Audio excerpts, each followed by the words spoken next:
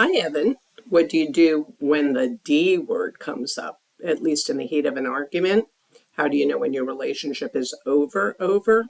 Well, this is, of course, a difficult question since many long-term relationships go through some bad, even excruciating patches. In some cases, merely sticking it out works with a willingness on both parts to improve one's relational abilities. I call an actual divorce the big or capital D, but I call the benefit of divorcing yourself from some of the reactive things you're doing, thinking, and saying in your relationship the little d. The big D is the most extreme, and in some cases, the necessary step to take. But sometimes it can be an overreaction to workable elements. We're all steeped in our environment, and in the last few years, we've seen a tendency to extremes of cognitive, emotional, and behavioral reactivity. From the macrocosmic level to the microcosmic level, we've swung in the direction of either or instead of both and, of black or white thinking instead of gray area thinking. This polarization plagues not only our bigger shared landscape, but also the workplace and the home. I see fear, frustration, and burnout.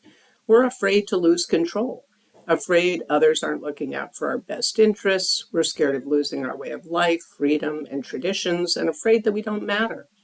We feel frustrated when we've worked hard, but our efforts haven't resolved workplace or relational issues.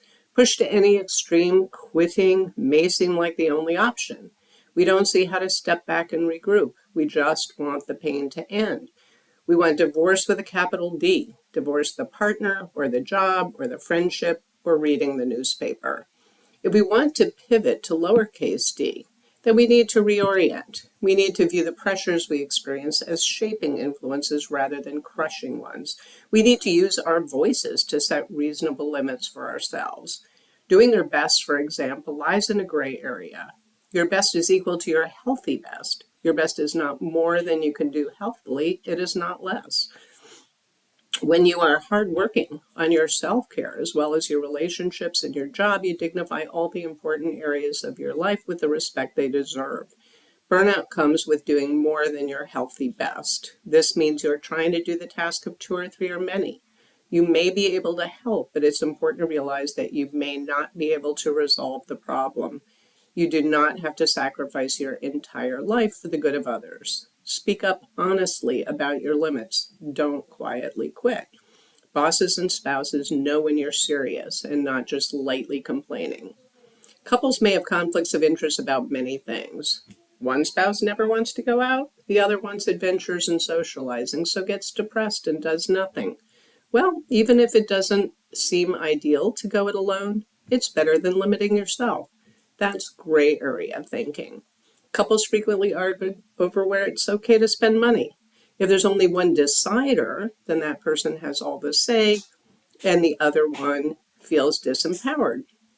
Consider reaching consensus on large expenses like buying a car, but each having some discretion over smaller ones. That's gray area thinking. At work, if you're pushed past your healthy best, try asserting your limits rather than getting into power struggles on one hand or quitting on the other. When between parties only one wins while the other loses, this inevitably leads to outright wars, broken marriages, and bogged down business goals. It's important to assert yourself. Be clear on your limits. This is neither an ultimatum or blackmail. Say, this is what I need from you, or this situation. How can we make this happen? How can we make this happen is a great open-ended question, and it's all gray area.